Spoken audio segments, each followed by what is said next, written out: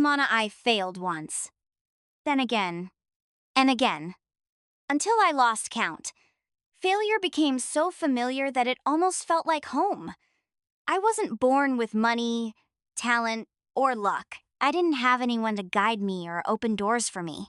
All I had was a dream that felt too big for someone like me, but it was the only thing that kept me going. The first time I failed, I cried for days. The second time, I almost gave up. But somewhere deep inside, a quiet voice kept whispering, "Try again." And that voice never stopped.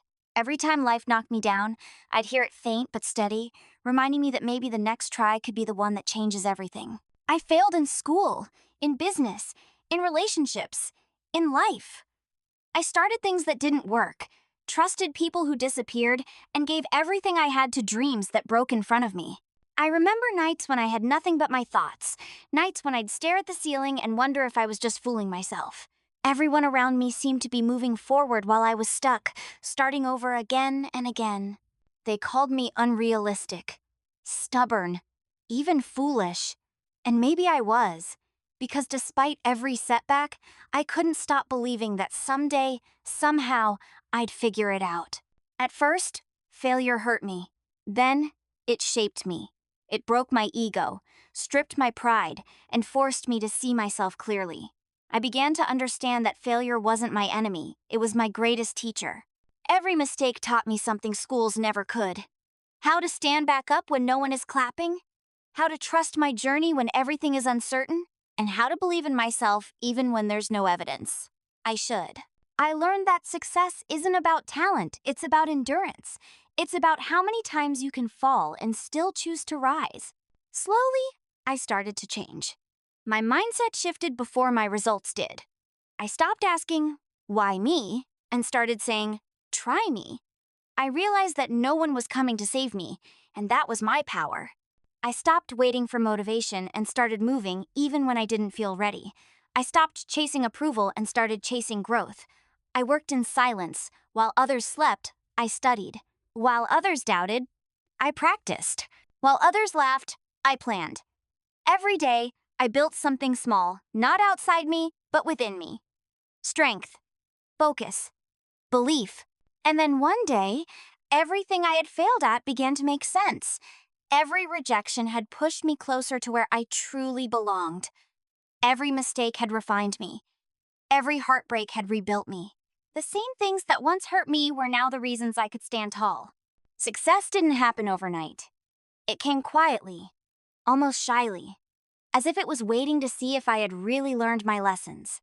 And when it came, I was ready not because life became easier, but because I had become stronger. When people saw me succeed, they called it luck. But they didn't see the nights I spent crying, the mornings I started over, or the times I had to encourage myself because no one else would. They didn't see how many times I failed before I finally figured out how to win. They didn't see that my victories were built on a mountain of losses. What they called success, I called survival. Because I didn't win because I was smart. I won because I refused to stop failing.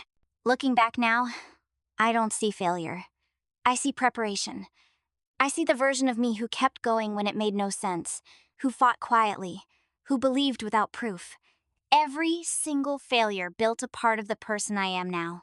It taught me patience when I wanted speed, faith when I had doubt, and humility when I started to forget why I began. I stopped fearing failure because I realized it was never trying to destroy me. It was trying to prepare me. Now, I understand something most people never will. Success doesn't come to those who never fail. It comes to those who never quit. You don't rise by avoiding failure. You rise by walking straight through it. You fail, you fall, you learn, you rise again and again until one day you look back and realize that every wound turned into wisdom and every fall was really a step forward. So when people say, "You failed 100 times," I smile. Because they're right, I did. But what they don't know is that each failure was another reason I couldn't stop. Each one made me hungrier, sharper, stronger.